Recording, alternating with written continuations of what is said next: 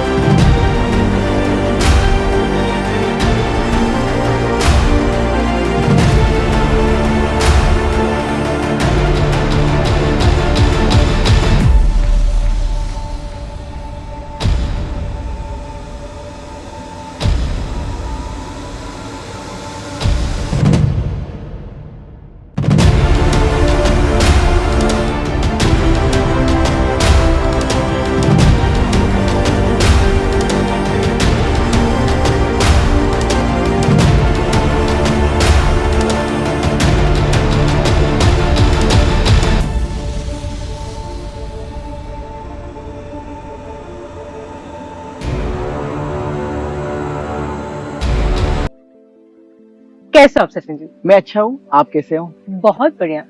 सो सचिन जी, आप योगा कब से प्रैक्टिस कर रहे हो? योग की प्रैक्टिस लगभग मेरे बचपन से, चाइल्डहुड से मैं कर रहा हूँ. जो कहते हैं ना कि जो प्रॉपर क्लास होती है, जो प्रॉपर प्रैक्टिस होती है, वो लगभग पिछले 10 साल से मैं कर रहा हूँ. अंडर माय टीचर, माय गुरुजी, उनके साथ में कर रहा हूँ. सेल्फ प्रैक्टिस भी कर रहा हूँ. तो लगभग 10 साल हो गए ये मुझे खुद को प्रैक्टिस करते ये जर्नी में. Yes. बहुत बढ़िया. तो जैसे आप कह रहे हो कि 10 साल आपको हो गए, मतलब ये इससे समझ में आता है आप कितने कंसिस्टेंटली योगा प्रैक्टिस कर रहे हो. क्या चेंजेस आपने अपने बॉडी में महसूस किए हैं? सबसे इम्पोर्टेंट खुद की हेल्थ काफी इम्प्रूव हुई.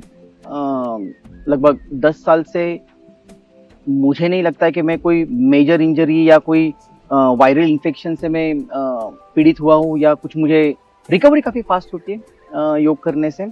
अनदर थिंग, काफी ठहरा हुआ है खुद में, एंजाइटी कम हुई है, स्ट्रेस कम हुआ है, and I am feeling like positive, wonderful feeling. तो वो सारी चीजें मुझे योग प्रैक्टिस से मिली है. लगभग तो ऐसे बहुत सारी चीजें हैं. स्लीप बेटर हुई है, डाइजेशन इंप्रूव हुआ है. तो ये तो होता ही है, like when you practice long and long, तो ये सारी चीजें आपको एज अ बेनिफिट मिल ही जाती है. बट यस, योगा से काफी अच्छा मुझे महसूस होता है. I feel more positive because of yoga practice. Wonderfully said. So जैसे कि बहुत से लोग हैं जो मे बी योगा में आना चाहते होंगे, अपनी एक सिंपल सी भाषा में आप उन्हें एक्सप्लेन करना चाहें, what is yoga? Okay, what is yoga? योग का मतलब है मिलना, टुगेदरनेस, मिंगलिंग. ओके, जिसमें आप आपके शरीर को आपके श्वास के साथ जुड़ते हो, आपके श्वास को बॉडी के साथ जुड़ते हो. It's a mingling kind of thing. तो योग मतलब 3 चीजों का मिलाव, मन, आपकी श्वास और बॉडी. दैट इज कॉल्ड योग. और जब ये 3 चीजें मिल जाती हैं तो एक अलग सी एनर्जी आप महसूस करते हो, अलग सी एनर्जी आपको फील होती है. दैट इज कॉल्ड योग, सिंपल भाषा में अगर मैं सिंपल, बताऊं तो। एकदम एग्जैक्टली। बढ़िया। सो जैसे आपने कहा अलाइनमेंट, सब चीज की अलाइनमेंट होनी चाहिए। What is the best time, ऐसा कौन सा परफेक्ट टाइम हम कह सकते हैं जो टाइमिंग में योगा प्रैक्टिस करनी चाहिए, योगा करना चाहिए? ओके, अगर आप देखोगे लाइक काफी, अगर एशियन टाइम से आप देखोगे, पुराने जमाने से आप देखोगे, तो सूर्योदय यानी सनराइज जब होता है सुबह वाला, वो टाइम पे योग करना चाहिए। नाउ अगेन अगर आप देखोगे अभी तो काफी सारी चीजें चेंज हुई है, लोगों के काम, वर्क स्टाइल चेंज हुआ है, लाइफ स्टाइल चेंज हुआ है। तो जहां तक आप योग के बारे में, अगर टाइमिंग के बारे में मुझे पूछो कि सुबह इज द बेस्ट टाइम, तो हम एम्प्टी स्टमक होते हैं, खाना खाने के बाद, कुछ खाने के बाद योग करने में वैसे भी कंफर्टेबल नहीं होता है, वैसे भी करना भी नहीं चाहिए। ओके, तो फॉर मी, अगर जिनको पॉसिबल है सुबह करें, सुबह आफ्टरनून में, जैसे धूप या सूरज सर पे होता है लगभग 12-1 बजे, वो टाइम पे योग बिल्कुल ना करें, बिकॉज वो टाइम पे हमारे शरीर में जो पित्त होता है वो ज्यादा डोमिनेट करता है। तो आई विल सजेस्ट वो टाइम पे ना करें। शाम को फिर से थोड़ा सूरज अगर ढल जाता है, वो टाइम पे आप योग फिर से कर सकते हो। तो आई विल सजेस्ट सुबह एम्प्टी स्टमक, शाम को हल्का सा, जब हम लंच के बाद, अगर आप देखोगे 3-4 घंटे का गैप रखो, उसके बाद आप योग अभ्यास कर सकते हो। That is the best time. ये 2 टाइम आप फॉलो करिए। एक टाइम याद रखिए कि सूरज जब सर पे होता है लगभग दोपहर 12-1 बजे, वो टाइम पे योग ना करें। yes. योग और ईटिंग नॉनवेज खाना, क्या ये एक साथ हो सकता है, किया जा सकता है? ओके, सबसे पहले योग के मतलब कोई भी बुक में ऐसा नहीं लिखा है कि नॉनवेज नहीं खाना चाहिए। ओके, बट जहाँ तक मुझे पता है, जहाँ तक मैं फॉलो करता हूँ, जो मानवीय शरीर है, ह्यूमन बॉडी, वो नॉनवेज के लिए नहीं बना है। ओके, आप देखोगे तो सबसे ताकतवर जो जानवर है, हाथी, वो भी वेजिटेरियन है। ओके, आप देखोगे लाइक जो गेंडा होता है कितना स्ट्रांग होता है, वो भी वेजिटेरियन है। Okay, I don't think non veg उतना इम्पोर्टेंट है, बट यस, वेज खाने से जो शरीर में जो हमारे डाइजेशन सिस्टम जो होती है, उनको काफी राहत मिलती है। तो कोई भी नॉनवेज जो फूड होता है, मांसाहारी जो फूड होता है, उसको पचने में, डाइजेस्ट होने में कम से कम 42 आवर्स, मोर देन में भी 2 से 3 दिन लगते हैं। सोचो 3 दिन हमारा डाइजेस्टिव सिस्टम कंटिन्यू, वो मशीन एक इस पे ही काम कर रहा है। That is, I don't think वो जरूरी नहीं है। वही आप वेज खाओ, दाल चावल खाओ, सब्जी खाओ, पनीर खाओ, रोटी खाओ, सलाद खाओ, विद इन आवर्स आप डाइजेस्ट हो सकते हो, और उससे काफी बॉडी को लाइट फीलिंग आती है। सो यस, नॉनवेज खाना उतना जरूरी नहीं है, बट वेजिटेरियन जितना हो आप उनको, आप मतलब मैं प्रेफर करूंगा कि be a vegetarian and enjoy your life. That's the fundamental. Okay, life का अगर आजकल काफी सारे आप देखोगे, एग्जांपल में दूंगा तो काफी सारे सेलिब्रिटीज, काफी सारे स्पोर्ट्समैन, स्पोर्ट्स प्लेयर भी अभी वेजिटेरियन कन्वर्ट हुए हैं। व्हाई? कि उनके पास पैसे नहीं, वो तो नॉनवेज खा सकते हैं, बट वेज में जो ताकत है वो नॉनवेज में नहीं है। सो यस, नॉनवेज हो सके तो अवॉइड करें, बट ऐसा कहाँ पे लिखा नहीं है कि नॉनवेज खाना ही नहीं चाहिए and all that. Okay, so for me veg, and if you want to, अगर आपको इसमें और प्रोग्रेस करनी है, उसमें और अगर आपको आध्यात्मिक लेवल पे जाना है, तो ये चीजें आपको कट डाउन करनी पड़ेगी और वेजिटेरियन को बनना पड़ेगा। बहुत बढ़िया। सो जैसे आपने इतने ब्यूटीफुली बता दिया, विद दिस सचिन जी, जो सूर्य नमस्कार लोग फॉलो करते हैं, सूर्य नमस्कार में इतने सारे आसनास होते हैं, क्या हम ये मान सकते हैं और ये लोग मान सकते हैं कि सूर्य नमस्कार अगर हमने कर लिया तो उसके अलावा और कोई फिजिकल एक्टिविटी करने की जरूरत नहीं पड़ती? Good question. सूर्य नमस्कार क्या है? ओके, सबसे पहले आपको मीनिंग बता। सूर्य नमस्कार यानी सूर्य देवता को नमस्कार करना। अब ये सूर्य नमस्कार का जो कॉन्सेप्ट है वो आज या कल में नहीं आया, या 5 साल या 10 साल में नहीं आया। सूर्य नमस्कार ये ऐसी कॉन्सेप्ट है जो बहुत सालों से चलती आ रही है, बहुत सालों से चलती आ रही है, प्राचीन कालों से चलती आ रही है। ओके, पहले जमाने में जिम नहीं होते थे, पहले जमाने कोई कार्डियो स्टूडियो या फिर जिम, बड़े बड़े जिम नहीं होते थे, ट्रेडमिल्स नहीं होते थे। तो बेस्ट तरीका था, लोग सुबह उठते थे, सूर्य देवता को नमन करने के लिए सूर्य नमस्कार का अभ्यास करते थे। उसमें 12 आसन है। ओके, वो 12 आसन क्या है? एक है फॉरवर्ड बेंडिंग, एक है बैकवर्ड बेंडिंग, यानी काउंटर पोज बोलते हैं। एक बार आपको आगे झुकना है, एक बार पीछे झुकना है। तो आपकी रीढ़ की हड्डी एक बार आगे झुकेगी, पीछे झुकेगी, तो फॉरवर्ड बेंडिंग हो रहा है। उसके वजह से आपका जो शरीर का पिछला हिस्सा है, जैसे calf muscle, hamstring, हिप्स, thighs, back, वो स्ट्रेच हो रहा है। जब आप पीछे झुकते हो, बैकवर्ड बेंडिंग, आपके शरीर का आगे वाला हिस्सा, पेट, चेस्ट, एब्डोमेन, ये सारी चीजें आपको इसमें कन्वर्ट इन्वॉल्व हो रही है, तो काउंटर पोज इसे हम बोलते हैं। तो सूर्य नमस्कार is a very good activity for overall body, सिर्फ हाथ और पैर के लिए नहीं है। जो लोग नया अभ्यास करना चाहते हैं, सूर्य नमस्कार इज द बेस्ट वे। आप सूर्य नमस्कार से स्टार्ट कर सकते हो। सूर्य नमस्कार लगभग आप 10-12 लगाइए, उसके साथ थोड़ा सा प्राणायाम का अभ्यास करें। सूर्य नमस्कार is the best functional movement. Okay, आपके पूरे शरीर को व्यायाम देने वाला आसन सूर्य नमस्कार, one of the best technique. तो सूर्य नमस्कार के लिए मेरे तरफ से तो 10 on 10 सूर्य नमस्कार तो करना ही चाहिए। yes. और मेडिटेशन कैसे हेल्प करता है?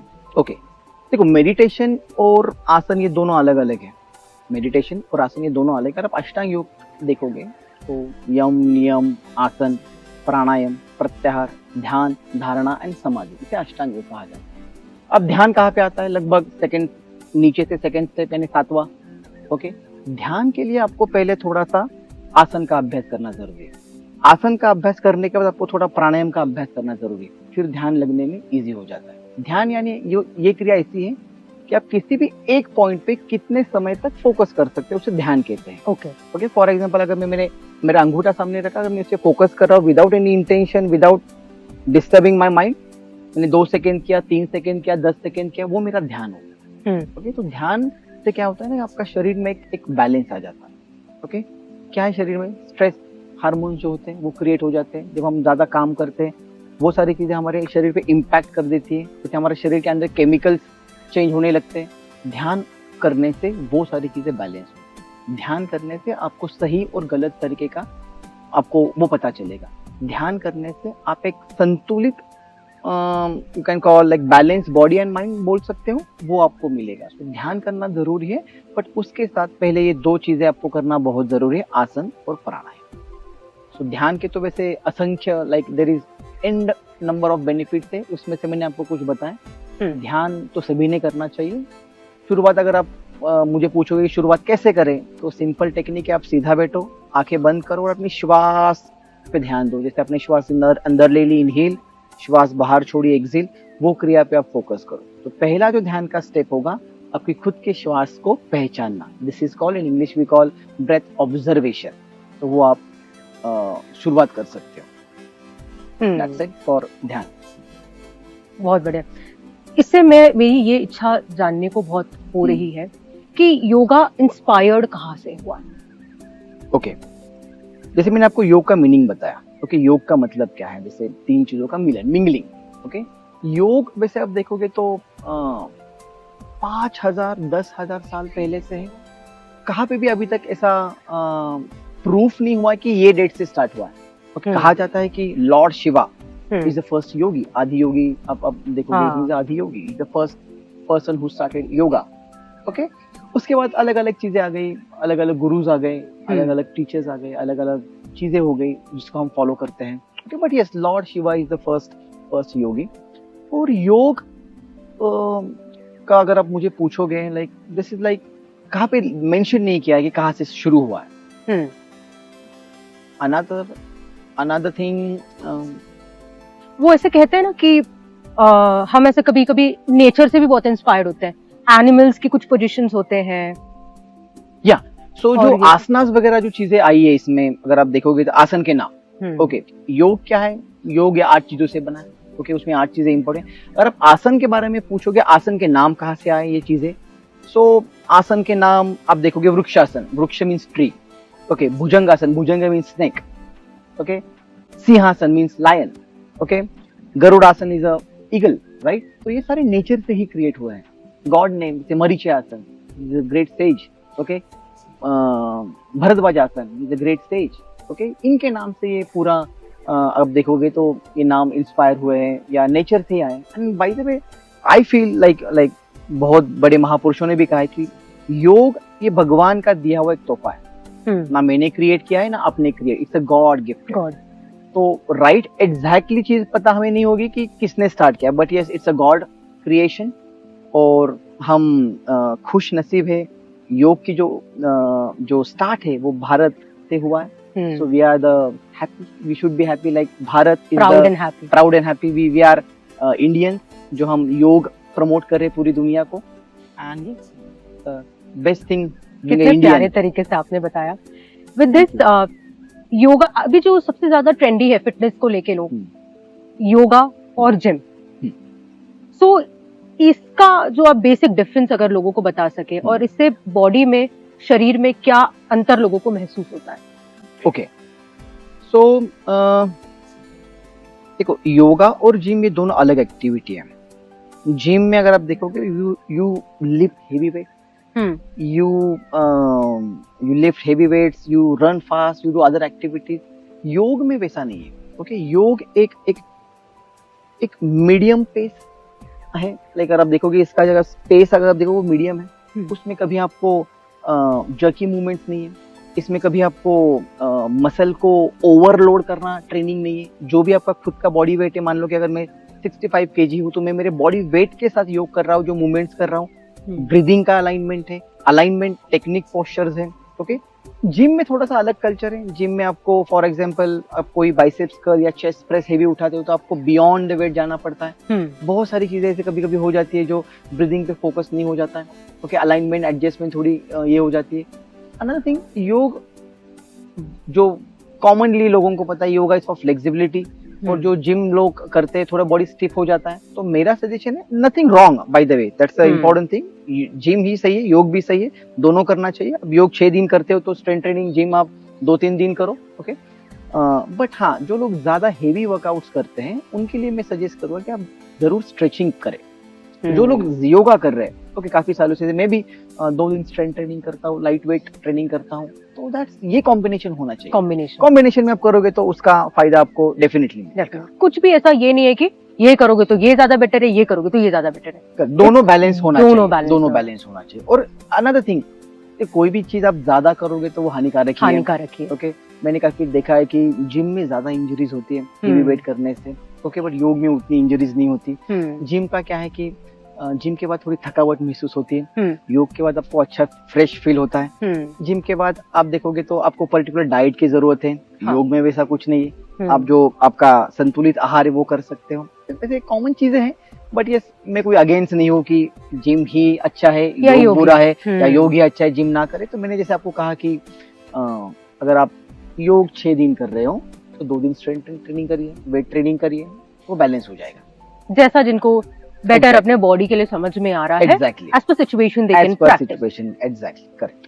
Perfect. इतने जो महत्वपूर्ण टॉपिक आप मुद्दे बता रहे हैं, तो जो हम देखते हैं, हम ऐसा कहते हैं कि यार बचपन से ये अगर प्रैक्टिस डाली जाए बच्चों में, यू नो, स्कूल कॉलेजेस में हो, ऐसे जगह पे हो, तो वो लोग डे टू डे लाइफ में उस चीज को महसूस कर पाएंगे और अच्छे से समझ पाएंगे। correct. तो आप इसके बारे में क्या कहना चाहेंगे सचिन जी, कि बच्चों को स्कूल से या कॉलेज में या कॉर्पोरेट लाइफ में योगा मैंडेटरी होना चाहिए या कुछ सेशंस होने चाहिए उसके? मैं तो बोलूँगा ये कंपलसरी होना चाहिए। आई थिंक आजकल के सिलेबस में योग है। जहाँ तक मैंने पढ़ा है कि स्कूल कॉलेजेस में योग as a topic, as a lecture शुरू किया गया है। ओके, वैसे आपने कहा कि कॉर्पोरेट, उनके लिए तो मस्ट है। Yoga for corporate is must, मतलब वो तो उनके लिए तो वीक में 3 बार वो सेशन होने ही चाहिए। Okay, because of the uncertain work schedule. वो जाते तो है लेकिन आते कभी वो पता नहीं। Okay, because of lots of pressure, उनके कंधों पे काफी जिम्मेदारियां होती है। तो योग तो उनके लिए तो कंपलसरी है। अगर आप योग बच्चों को शुरुआत से ही देते हो, अगर उनके पेरेंट्स बच्चों को योग, उनके मतलब जैसे ही 8 साल हो गए, 6-7 साल हो गए, उसके बाद योग में डालते हैं, तो शायद उनका फ्यूचर ब्राइट होगा। बट थोड़ा सा कम है। मुझे अफसोस होता है कि योग में उतना अभी तक लोगों ने बच्चों को नहीं डाला है। They put in badminton, they put in tennis, they put in other sports, but yoga में थोड़ा सा अभी भी कम है, जो मुझे थोड़ा सा लगता है। Okay, being a yoga teacher. Okay, but योग अगर उनको आप डालोगे 1 घंटे की प्रैक्टिस, उनका फ्यूचर ब्राइट करेगी। योग क्या है? ब्राइटनेस, फ्यूचर वो ब्राइट करेगी। Sports okay fine, I mean जैसे मैंने बीच में भी कहा था कि हर एक व्यक्ति को योग करना चाहिए, फिर वो सेलिब्रिटी हो, चाहे वो स्पोर्ट्स पर्सन हो, एथलीट हो, हर एक को योग करना चाहिए। ओके, तो बच्चों को एज अ ये पॉडकास्ट के थ्रू मैं एक मैसेज देना चाहूंगा पेरेंट्स को कि आप प्लीज बच्चों को उनके ग्रोइंग एज में योग में डालिए। That's very very important. और जैसे कहा कि कॉर्पोरेट्स के लिए तो मस्ट है भाई, उनके लिए तो करना ही चाहिए। Okay, that's the suggestion. Suggestion. Yeah. ये आपने जो कहा कि पेरेंट्स को बच्चों को एक सही एज में, उनके बचपन के एज में, जब उनका जो मानसिक संतुलन होता है बन रहा होता है, उनकी फ्लेक्सिबिलिटी बन रही है, तभी प्रैक्टिस करवाना चाहिए। तो कौन सा ऐसा बेटर एज है जब आप बोल सकते हैं कि ये बच्चों को आ जाना चाहिए योगा करने के लिए, और जो बच्चों का ग्रोइंग एज होता है उसमें उनको किस तरीके से मदद मिलती है फ्रॉम योगा? बढ़िया, ओके। सो जहाँ तक जो हमें हमारे जो गुरु जी है, टीचर्स है, जहाँ पे हम बच्चों की क्लास लेते हैं, we allowed kids after 8 years। I tell you why 8 years, क्योंकि बच्चे जब छोटे होते हैं उनको उतनी समझ नहीं आती है। Okay, they are into more, उनको गार्डन में जाओ, उनको वो झूले खेलो, ये करो, वो एक्टिविटीज में ज्यादा एंजॉय करते हैं। योग में थोड़ा सा कंसंट्रेशन की जरूरत होती है। ओके, तो आई विल सजेस्ट कि अगर योग आप स्टार्ट करोगे बच्चों के लिए तो 8 साल के बाद, ओके, 8 साल के बाद बच्चे योग कर सकते हैं। रही बात जब बच्चे बड़े होते हैं, ग्रोइंग एज, ओके, जिसमें शरीर में बदलाव होने लगते हैं। ओके, अब बोलोगे लाइक आफ्टर 12-14 years जो ग्रोइंग एज होता है उसमें शरीर में काफी बदलाव होते हैं, वो टाइम पे योग बढ़िया काम करेगा। योग आपको मेडिसिन जैसे काम करेगा। ओके, और वो टाइम पे अगर आपका बच्चा, चाहे वो बेटा हो बेटी हो, वो टाइम पे अगर वो योग करते हैं तो उनके ग्रोइंग हेल्थ में, ग्रोइंग एज में कभी प्रॉब्लम नहीं आएगी, कभी प्रॉब्लम नहीं आएगी। दैट्स माय एक्सपीरियंस, ये मैंने एक्सपीरियंस में आपको बोल रहा हूँ। एंड रही बात स्टडीज में, कंसंट्रेशन इंप्रूव होता है, फ्लेक्सिबिलिटी इंप्रूव होती है, डाइजेशन इंप्रूव होता है, और आजकल स्कूल में भी काफी स्ट्रेस है बाय द वे पढ़ाई का, तो बच्चों को उससे भी राहत मिलेगी योग करने से। ओके, बच्चों का योग का अभ्यास थोड़ा अलग होता है कंपेयर टू अडल्ट्स। ओके, तो वो भी आप कर सकते हो। तो अगर आपके आसपास कोई योगा क्लासेस है तो आप प्लीज उनसे जाके मिलिए, टीचर से मिलिए, बच्चों की क्लासेस करवाइए, बच्चों को एनरोल करिए। साथ ही साथ जो भी स्पोर्ट्स एक्टिविटी होती है उसमें प्लीज और प्लीज योग भी आप ऐड करें। डेफिनेटली योग will help in all the way. सिर्फ फ्लेक्सिबिलिटी वाइज नहीं, बच्चों की growing, height, digestion, focus, concentration, everything, ये सब आपको योग से मिलेगा। ये तो हो गई बच्चों की बात। अब हम जैसे ये समझते, लोगों का ये मिथ है सचिन जी, जिनकी फ्लेक्सिबिलिटी बहुत अच्छी होती है, जो अक्सर बोला जाता है, समझा जाता है कि औरतों की, लड़कियों की फ्लेक्सिबिलिटी अच्छी होती है। तो उस हिसाब से ये मिथ है कई लोगों के दिमाग में कि योगा सिर्फ लड़कियां या औरतें करती हैं। तो इस पे आपका क्या टेक है? सबसे पहले मैं एक मेल टीचर हूँ, मैं बचपन से योग कर रहा हूँ। ऐसा कुछ नहीं है कि योग सिर्फ पुरुष, मतलब योग सिर्फ महिलाएं करती है, पुरुष नहीं करते, या पुरुष करते महिलाएं नहीं करती है। वो तो मिथ है, जैसे आपने कहा कि वो तो एक हर एक की सोच है। But as a yoga teacher, as a yoga practitioner, मैं ये कहूँगा कि योग सभी ने करना चाहिए। Yoga for all bodies, not for gender. हाँ, योगा हर एक शरीर के लिए। Beautifully said. ओके, और रही बात फ्लेक्सिबिलिटी की, मैं नहीं मानता हूँ कि जिसकी बॉडी फ्लेक्सिबल है, या फिर मैं ये भी नहीं मानता हूँ कि जो स्लिम है उन्होंने योगा करना चाहिए, जो मोटे हैं या मोटापा है उन्होंने योगा नहीं करना चाहिए, वो योगा नहीं कर सकते हैं। ऐसा कुछ नहीं है, वो तो सिर्फ मिथ ही है। स्टार्ट योर प्रैक्टिस, जैसे मैंने कहा कि सूर्य नमस्कार करो, साथ ही साथ थोड़े प्राणायाम करो, आपके आहार पे ध्यान दो, आपका वजन भी कम हो जाएगा। और वजन कम होने से आपका वजन तो कम होगा ही, वो मेंटेन भी काफी सस्टेन रहेगा, ये मेरी गारंटी है। योग करने से वजन आपका काफी सालों तक मेंटेन रहता है। That's the best thing. Gym में क्या होता है, आप 2 महीने में आप 10 किलो कम करते हो, कुछ कारण की वजह से जिम छोड़ते हो, बाउंस बैक यानी फिर से वो वजन बढ़ेगा या फिर दुगना बढ़ेगा। ओके, बिकॉज उसमें हम खुद ज्यादा एक्टिवली डाइट वगैरह फॉलो कर। योग में वैसा नहीं है, योग रिजल्ट स्लो है बट लॉन्ग टर्म के लिए। ओके, तो योग में थोड़े पेशेंस चाहिए। ओके, योगा का एक और बेनिफिट है, आपके पेशेंस, जो सहन शक्ति है वो भी आपकी बढ़ेगी। ये तो बहुत जरूरी है। और जैसे महिलाओं का टॉपिक शुरू हुआ ही है, तो आजकल क्योंकि लाइफस्टाइल ऐसी हो चुकी है, खाना पीना उतना शुद्ध नहीं मिलता है, तो जो औरतें हैं उनका जो मेजर इशू है हार्मोनल चेंजेस, मंथली प्रॉब्लम्स, ये सब चीजों में योगा कैसे हेल्प करता है? Okay, there is one book my teacher wrote, स्त्रियांसाठी योग वरदान। ओके, महिलाओं के लिए योग एक वरदान यानी गॉड गिफ्ट है।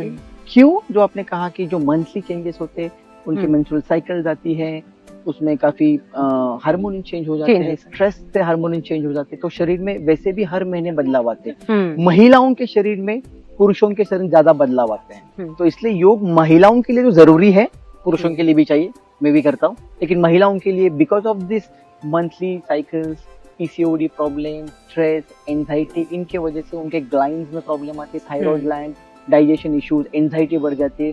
तो योग उसमें काफी हद तक काम करेगा। आप मान लो योग एक मेडिसिन है, जैसे मैंने योग एक वरदान है, वो एक मेडिसिन जैसे काम करेगा। ओके, मैंने काफी सारे फीमेल स्टूडेंट्स को चेंजेस होते हुए देखा है। Like they come to me, they started telling so many problems regarding health issues. I said आप योग करिए, 2 महीना वेट करिए, 3 महीना वेट करिए। लगातार 3 महीने प्रैक्टिस से उनके हार्मोनल चेंजेस हो गए, उनकी मंथली पीरियड साइकिल रेगुलर हो गई, उनका वेट मेंटेन हो गया, स्ट्रेस कम होने लगा एंड उनकी स्किन ग्लो होने लगी। They are looking more fresh because of yoga. मैंने कुछ नहीं किया, योग ने किया है। योग ये भगवान का गिफ्ट है। तो ये सारी चीजें आपको मिलेगी ही मिलेगी। क्या चाहिए? पेशेंस चाहिए। कितने दिन की प्रैक्टिस चाहिए? ऐसा मत सोचो कि 3 महीने मैंने प्रैक्टिस की और 3 महीने में चेंजेस नहीं हुए। हर एक का शरीर अलग है, मेरा शरीर अलग है, आपका शरीर अलग है। शायद से जो रिजल्ट्स मुझे मिल रहे वो रिजल्ट्स आपको 2 महीने में नहीं मिलेंगे, बट 6 महीने में मिलेंगे। योग रोज करना चाहिए, शुरुआत ही योग से होनी चाहिए। आप उठो, पानी पियो, योग अभ्यास करो and then you start your whatever things you want to do in day activity. आपने एक टर्म कहा, ग्लोइंग स्किन। ये तो बहुत ही ट्रेंडिंग चीज है, क्योंकि हर लड़की ये एम करती है। कितने पता नहीं बतेर प्रोडक्ट्स लगा लेते हैं और ट्रीटमेंट करते हैं। राइट। तो हमें कुछ ऐसे इम्पोर्टेंट 2-3 आसनास के नाम अगर बताएं जो ग्लोइंग स्किन के लिए काम आएगा। बढ़िया, ओके। सर्वांग आसन, सर्व अंग, ये आसन का नाम है सर्व अंग आसन। सर्व मीन्स ऑल, अंग मीन्स शरीर। जो आसन पूरे शरीर को व्यायाम देता है वो है सर्वांग आसन। यानी आपका इन्वर्टेड पोज, जैसे आपका सर नीचे होता है, पैर ऊपर होते हैं, सबसे बेस्ट आसन है सर्वांग आसन। शीर्षासन, हेड पे खड़े होना, balance, one of the best आसन। ओके। हलासन, जो भी इन्वर्टेड पोजेस होते हैं जिसमें रक्त सराव आपके फेस की, आपके ब्रेन की ओर जाता है। देखो, हम जब अपराइट खड़े होते हैं तो हमारा blood circulation head to toe, यानी ऊपर से नीचे जाता है। यही चीज आप उल्टी करोगे, ओके, तो ब्लड सर्कुलेशन नीचे से ऊपर आएगा। ओके। आप सोचो हम कितने बार इन्वर्टेड पोजेस में रहते हैं डे टू डे एक्टिविटी? बहुत कम। जो योग करते हैं उनकी बात अलग है। हाँ। अगर हम कॉमन लोगों से पूछे कि एक्सक्यूज में आप सर्वांगासन पता है, उनको शायद पता भी नहीं होगा। तो inverted poses day to day activity में जो मूवमेंट्स होते हैं वो हम नहीं करते। हम ट्विस्टिंग थोड़ा बहुत कर लेते हैं, हाथ ऊपर कर लेते हैं, आगे झुकते, चलते, बैठते, वही एक्टिविटी है। बट इन्वर्टेड पोजेस में या फिर हेड को नीचे लेना वो नहीं होता। Inverted poses are really helpful. That is वो होता है ना कि स्पेशल। हाँ। Even if you practice yoga regularly, if you join classes और सेल्फ प्रैक्टिस और सूर्य नमस्कार, उससे भी काफी हद तक आपकी स्किन में, आपके शरीर में, आपके हेयर में काफी हद तक बदलाव को महसूस होगा। ये मैंने खुद ने भी देखा है और लोगों में भी देखा है। 101%। ये जो आप इन्वर्टेड आसनास के बारे में बता रहे हैं, ये अक्सर हमने देखा है कि सेलिब्रिटीज अपने प्रेगनेंसी के दौरान ये करते हैं। वो एक्सपर्टीज के हिसाब से करते हैं, but they do it, they practice yoga. Correct. Pregnancy में योगा करना चाहिए और कौन से महीने से शुरू करना चाहिए? Pregnancy yoga is another topic. आजकल काफी सेलिब्रिटी मैंने भी देखे, लाइक सेलिब्रिटीज योगा करते हैं, दे पोस्ट एंड और उससे तो मेरा कहना है कि उससे मोटिवेशन तो मिल जाती है, बट अगेन एक्सपर्टीज के अंडर प्रैक्टिस करना बहुत जरूरी है। बिकॉज प्रेगनेंसी में क्या होता है कि 2 जान होती है, माँ और बेटा, क्या मतलब बच्चा। तो एक्सपर्टीज हाईली रिकमेंड कि आप अंडर गाइडेंस प्रैक्टिस करिए। इन्वर्टेड पोजेस अगर आप मुझे पूछोगे, प्रेगनेंसी योगा जो होता है, प्रेगनेंसी में जो योग करते हैं उसके पोजेस भी अलग होते हैं। मतलब अगर आप योग अभ्यास करोगे, आसनास अलग होते हैं, ब्रीदिंग टेक्निक अलग होती है। बिकॉज हर एक आसन सुटेबल नहीं होता है, because of the tummy you can't bend forward, because of tummy you can't move. तो योग में, प्रेगनेंसी योगा में होता है कि प्रेगनेंसी प्रैक्टिस में होता है कि आप 3 महीने के बाद योग स्टार्ट कर सकते हो। First trimester you don't do anything, may be you can do सूक्ष्म व्यायाम, may be you can do a little bit breathing exercises, but later on second trimester, third trimester, यानी 3 महीने के बाद चौथा महीना जैसे स्टार्ट होगा टिल 9 मंथ, मैंने मेरे स्टूडेंट्स को योग अभ्यास करते हुए देखा है। मैंने खुद ने ट्रेन किया है और उनकी डिलीवरी नॉर्मल हुई है। उनके बेबीज हेल्दी डिलीवर हुए हैं और विदाउट एनी प्रॉब्लम मदर भी अच्छी है। सो योग बहुत बेहतरीन तरीके से काम करता है। ओके, सिर्फ प्रेगनेंसी में क्या होता है ना, वी कॉल गर्भ संस्कार, सिर्फ माँ को ही बेनिफिट नहीं मिलता है, अंदर जो बच्चा ग्रो हो रहा है उसको भी बेनिफिट मिलता है। ओके, अब योग में गर्भ संस्कार में क्या होता है कि we focus more on the chanting, we focus more on the different asanas posture. जैसे अगर माँ मूव होगी, हाथ या जो भी मूवमेंट होगी, बच्चों को भी पता चलेगा। और चैंटिंग तो बेस्ट है, चैंटिंग, मेडिटेशन, प्राणायाम टेक्निक, ये तो इतनी बेहतरीन, मतलब अंदर से बेबी ग्लो तो होगा ही और ग्रो भी अच्छे से होगा। तो दोनों साथ तो आपको एडिशनल कुछ केसर, पिस्ता, बादाम खाने की जरूरत नहीं है। आप योग करो, आपको बढ़िया आपका बेबी डिलीवर होगा। That is my thing, because ये मैंने देखा है। हाँ। ये चीजें हुई है, मुझे मैसेज आते कि नॉर्मल डिलीवरी हो गई, बेबी अच्छा है, दोनों की हेल्थ अच्छी है, बस यही चाहिए। हाँ, क्योंकि जैसे हम महिलाओं के बारे में बात कर ही रहे हैं, महिलाएं हिंदुस्तान में, इंडिया में बिंदी लगाते हैं, उसका भी एक महत्व है। पुरुष तिलक लगाते हैं, उसका भी महत्व है, उसके बारे में थोड़ी जानकारी। Sure, okay. सो बिंदी जहाँ पे लगाते हैं, इन बिटवीन द आईब्रोज, यहाँ पे लगाते हैं, उसे कहते हैं आज्ञा चक्र। अगर उसको सिंपल भाषा में अगर मैं बताऊं तो उसे कहते हैं तीसरी आंख, यहाँ पे जो विजिबल नहीं है। ओके, आज्ञा चक्र बोलते हैं उसे। अब बिंदी लगाना ये हमारा एक ट्रेडिशन है, बीइंग अ इंडियन। ओके, हमारा ट्रेडिशन है। महिलाएं बिंदिया लगाती हैं, पुरुष तिलक लगाते हैं। ये दिखाता है कि लाइक ये तीन चीजों को समर्पित करते, तीन चीजों को ये इसमें है, ये सांस्कृतिक, आध्यात्मिक, ये चीजें इसमें है। सांस्कृतिक यानी कल्चरल, आध्यात्मिक यानी स्पिरिचुअल। ओके, तो ये और पारंपरिक यानी हमारा ट्रेडिशन है ये। ओके, तो ये लगाना तो चाहिए। तो इससे जो निगेटिविटी आती है वो रोकी जाती है। Okay, because this is the energy. Okay, और कलर भी लाल होता है बिंदी का। ओके, तो लाल कलर यानी स्टॉप। अगर आप सिग्नल पे देखोगे लाल कलर यानी स्टॉप, थांबा, रुको, रुक जाओ। ओके, तो जो भी एनर्जी हमारी तरफ आ रही है वो स्टॉप हो जाएगी। ओके, और ये माँ पार्वती का एक वरदान है। ओके, तो हर महिलाओं ने तो लगाना ही चाहिए। पुरुषों के लिए भी सेम रीजन है। ओके, जब भी हमारे घर पे सेलिब्रेशन होता है, जब हम खुश होते हैं, हम तिलक लगाते हैं। ओके, तो वो भी एक चीज है कि मुझे लगता है कि भारतीय जो संस्कृति है वो इसमें काफी दिख के आती है। आप कभी भी देखो, कुछ भी अगर सेलिब्रेशन हुआ हम तिलक लगाते हैं, शादियों में जाओ तिलक लगाते हैं, अगर कोई घर में फंक्शन हो, वास्तु शांति हो, घर में कोई छोटा भी सेलिब्रेशन, हम तिलक लगाते हैं। कोई भी शुभ कार्य, ये शुभ कार्य ही है। ओके, वो आपको basically happy moment you can call, तो वो उसमें तिलक का समावेश होता है। जैसे कि एक दौर आता है महिलाओं के पूरे जर्नी में, उनके जीवन में, जब अक्सर 40s के बाद एक स्टेज आता है जब मेनोपॉज चालू होता है, जहाँ पे पीरियड्स बंद होने लगते हैं 40s के आसपास, 40-45 के आसपास, करेक्ट। तभी भी औरतों के बॉडी में बहुत ड्रास्टिक चेंज आ रहा होता है। यस। इम्प्योरिटीज जो अभी इतने सालों तक ब्लड के थ्रू निकल रही होती है, काइंड ऑफ, वो बंद होने वाली होती है। वो स्टेज में योगा कैसे हेल्प करता है? ओके, मोस्टली आफ्टर 40s महिलाओं में जो चेंजेस आते हैं रिगार्डिंग मेनोपॉज, जो मंथली साइकिल है वो धीरे धीरे कम हो जाती है। उसमें हॉट फ्लशेस यानी गर्मी होना, एंजाइटी, डर लगना, डिप्रेशन, स्ट्रेस बढ़ जाना अननेसेसरी, तो ये चीजें नेचुरली होती है। बट योग इसमें क्या करता है, आपके हार्मोन्स को बैलेंस करता है। जो स्ट्रेस हार्मोन्स होते हैं उनको हैप्पी हार्मोन्स में कन्वर्ट करता है। वो कैसे? प्राणायाम से आपका ब्लड फ्लो, आपका ऑक्सीजन फ्लो बढ़ेगा। आसन, आपके जॉइंट मसल्स अच्छे से फ्लेक्सिबल हो गए, स्टेबल रहेंगे, स्ट्रांग हो गए।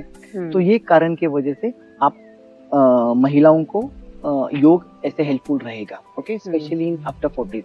अनदर थिंग, आफ्टर 40s आप देखोगे तो बोन डेंसिटी, मसल मास कम हो जाता है।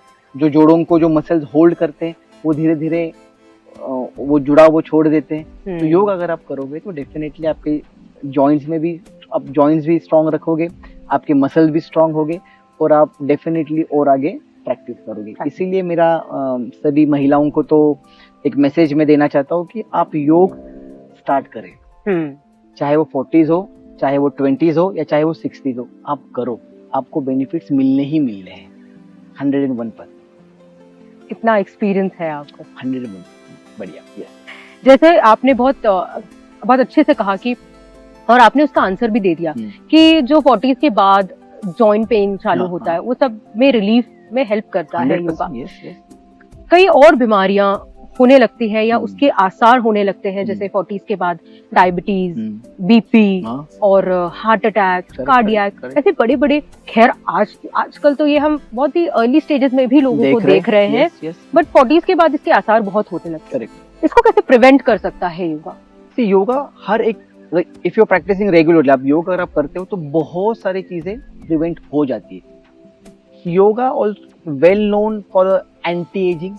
ओके, योग अभ्यास करने से आपका एज धीरे धीरे बढ़ जाता है, यानी पेपर पे तो एज बढ़ेगा लेकिन लुक्स वाइज आपका एज कम कम दिखेगा। ओके, इसके बाद बीपी में, शुगर में, डायबिटीज आप जो बोल रहे थे, ब्लड शुगर जो होती है वो कंट्रोल करते हैं। तो asanas like twisting asanas, core related asanas, वो उसमें काम करते हैं। अब बीपी देखोगे हाइपर, तो रेस्पिरेटरी ट्रैक आपका क्लीन हो जाता है बिकॉज ऑफ प्राणायाम। अगर आप बाकी चीजें, वेट लॉस आप देखोगे, हार्ट अटैक के आप उसके बारे में पूछोगे तो संतुलित आहार और उसके साथ योग, ये दोनों का अगर मिलाव है, ये दोनों का अगर अच्छे से हैंड इन हैंड है, तो आपको हार्ट अटैक, सारी ऐसी चीजें भी, आपको हार्ट अटैक, कैंसर, ऐसी बड़ी बड़ी चीजें भी आप योग के साथ कंट्रोल कर सकते हो इनिशियल स्टेज में। ऐसे नहीं कि आप लास्ट स्टेज में हो और आप योग का अभ्यास करोगे। तो शायद से थोड़ा सा मुश्किल होगा बोलना, but initial stage yoga cancer के लिए भी हेल्पफुल है, हार्ट इंजरी के लिए। इनफैक्ट काफी सारे लोग हार्ट इंजरी के बाद, बाईपास होने के बाद, या हार्ट की जो भी इंजरीज है, ऑपरेशंस के बाद भी लोग योग स्टार्ट करते हैं। इनफैक्ट करना भी चाहिए। स्लोली प्राणायाम आप कर सकते हो। वेट लॉस, फैट लॉस के लिए योग 100% काम करता है। लोग बोलते हैं जिम से ही वजन कम होता है, मैं तो बोलता हूँ योग से भी वजन कम होता है, और मैंने देखा भी है। आपका ब्लड शुगर, आपका डायबिटीज, आपके अन्य सारे प्रॉब्लम भी योग के माध्यम से कम हो सकते हैं। उसका अभ्यास करना चाहिए, रेगुलर प्रैक्टिस करना चाहिए। Okay, that's very very consistency, that is the key. वो तो आप चाहे जो कर लो, उसमें तो योग में हम ये कहते भी कि अथ योगा अनुशासनम, उसका मतलब है discipline is the key of each and everything. अथ मीन्स डिसिप्लिन, अनुशासन इन डिसिप्लिन। अथ योगा अनुशासन, अगर आपको योग सीखना है तो डिसिप्लिन आपको आना ही। डिसिप्लिन से आपको ये करना, डिसिप्लिन यानी क्या, रोज अभ्यास करना। करेक्ट, जो भी आपकी डे टू डे एक्टिविटी उसको फॉलो, दैट इज डिसिप्लिन। उसके अलावा आपको कुछ नहीं करना है। ये जैसे आपने इतनी अच्छी और प्यारी इन्फॉर्मेशन एंड वेरी जिससे लोग बहुत कुछ सीख सके, समझ सके, ऐसी इन्फॉर्मेशन आज आपने हमें, हमारे ऑडियंस को दी है इस पॉडकास्ट के हेल्प से। विद दिस, कुछ जो मिथ और फैक्ट्स योगा से रिलेटेड मैं आपसे पूछना चाहूंगी, जो हमारे ऑडियंस को डेफिनेटली हेल्प करेगा। प्रोटीन बार, क्या प्रोटीन बार कंज्यूम करना हेल्दी है या नहीं है? ओके, सी प्रोटीन बार अगर आप देखोगे, ये 10 साल पहले कॉन्सेप्ट नहीं था, 20 साल पहले पता भी नहीं था प्रोटीन क्या है या प्रोटीन बार। आजकल क्या हुआ है, जैसे लोग, जैसे दुनिया बदल रही है, फूड भी बदल रहा है। ओके, प्रोटीन बार किसने कंज्यूम करना चाहिए या कौन करते हैं? मोस्टली जिनको टाइम नहीं है। ओके, अगर आप प्रोटीन सोर्सेज देखोगे वेजिटेरियन फूड में तो पनीर है, ओके, टोफू है, अलग अलग चीजें हैं, अपने स्प्राउट्स हैं। ओके, पर उसको बनाओ, खाओ, उतना टाइम लोगों के पास नहीं है। Okay, that's why this protein bar and this other things, वो अभी आजकल काफी ट्रेंडी हो चुकी है। अच्छा है, प्रोटीन बार खा लो, कोई दिक्कत नहीं, बट अगर हो सके जितना नेचुरल फूड खाओ, ये पैकिंग फूड अवॉइड करो। ओके, वी डोंट नो कि वो कब पैक हुआ है, वी डोंट नो कि उसमें क्या मिक्सिंग है। ओके, बट जो आप घर पे बनाते हो, हाथ से बनाते हो, उसमें एक प्यार होता है, ओके, और वो प्यार जब आप खाते हो, उसके इफेक्ट वो प्रोटीन बार से 100 गुना ज्यादा अच्छे रहते हैं। सचिन जी, इससे हम ये समझ सकते हैं that protein bar can be consumed, depends कि क्या सिचुएशन है और उनका कैसा स्केड्यूल है, कैसा वर्क लाइफ चल रहा है, according to that. So my next question, मेरा जो नेक्स्ट क्वेश्चन रहेगा आपके लिए, वो ये है दैट जो ओवरवेट लोग होते हैं, ओके, क्या वो योगा प्रैक्टिस कर सकते हैं and how? In fact weight loss journey के लिए योगा ये सबसे सेफ तरीका है। अब ये सेफ तरीका कैसे, मैं आपको बताता हूँ। एक तो योगा में उतनी हाई इम्पैक्ट एक्टिविटीज नहीं होती है। यदि अगर किसी को, कोई अगर पर्सन है जिसका ओवरवेट है, जिम में क्या होता है कि they start cardio, they start high impact exercises, एक वर्कआउट पैटर्न, तो उसमें उनके हार्ट बीट्स काफी बढ़ जाती है। योगा में उसका उल्टा है, योगा में उनके हार्ट बीट्स नहीं बढ़ती है, बट कैलोरीज कंपैरेटिवली जिम से थोड़ी कम होगी, बट स्लोली ग्रेजुअली अगर कोई बंदा ओवरवेट इंसान अगर योगा कंसिस्टेंट 1 साल करता है along with the of course diet, जैसे डाइट, हाँ, तो डेफिनेटली योगा में भी, योगा से भी वेट लॉस आप 100% कर सकते हो। इनफैक्ट वो सेफ तरीका है, क्योंकि महिलाओं के लिए तो बेस्ट, पुरुषों के लिए भी बेस्ट। ओके, अगर आप मुझे पूछोगे एक्सरसाइज या फिर योगा के क्या पैटर्न्स आप फॉलो कर सकते हो, सूर्य नमस्कार इज द बेस्ट टेक्निक। सूर्य नमस्कार के साथ आप प्राणायाम ऐड करो, कपालभाति हो गया, भस्त्रिका प्राणायाम हो गया, खेल कपालभाति तो षटक क्रिया है, कपालभाति, भस्त्रिका, सूर्य भेदी प्राणायाम, ये सारी चीजें अगर आप उसमें ऐड करोगे और आपका डाइट मेंटेन करोगे तो योगा से भी आपका वेट लॉस 100% होगा। टाइम लगेगा बट लॉन्ग टर्म के लिए होगा, सेफ और सेफ जर्नी होगी उनकी, safe and clean journey 100%। Is yoga a religion? Because ऐसा कंसिडर किया जाता है that yoga comes from Hinduism, so what do you have to say about it? In fact मैंने पहले क्वेश्चन में बताया था कि yoga is for all body, okay, is not religion, it's not आप बुद्धिज्म फॉलो करते हो तो उन्हें नहीं करना चाहिए, मैं हिंदू हूं तो मैं नहीं करना चाहिए, मैं मुस्लिम हूं तो मैंने नहीं करना चाहिए, मैं ये हूं तो वो नहीं करना चाहिए। योगा से भी कीजिए, ओके। इनफैक्ट योगा के कहाँ पे भी नहीं लिखा है कि रिलीजन वालों, मतलब रिलीजन ये वर्ड ही नहीं होता।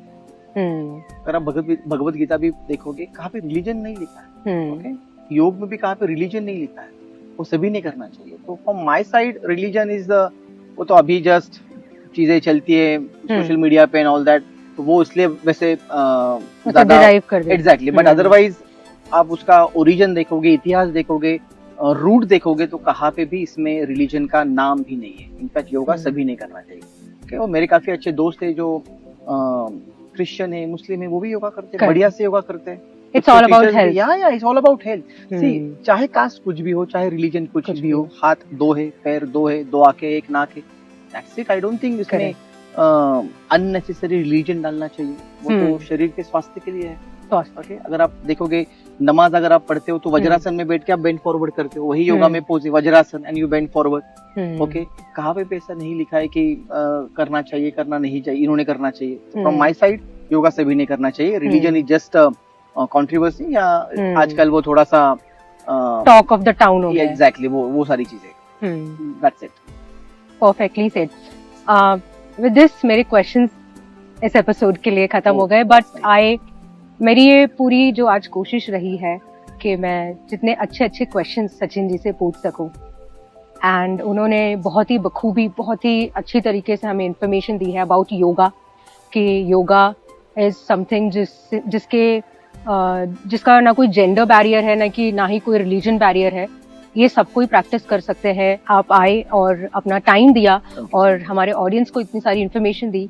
Thank you so much. Thank you so much. अगर आप लोग यहाँ तक पहुंच ही गए हो तो please like, share and subscribe to my YouTube channel. Sachin ji, अगर आपको योगा जर्नी स्टार्ट करना है तो आप ऑनलाइन ऑफलाइन क्लासेस ज्वाइन कर सकते हो। ऑफलाइन क्लासेस के लिए मेरे ब्रांचेस विमान नगर, खराड़ी और धानोरी में है। मैं सारे लिंक सचिन जी के इंस्टाग्राम के डिस्क्रिप्शन में डाल दूंगी। Thank you so much for watching.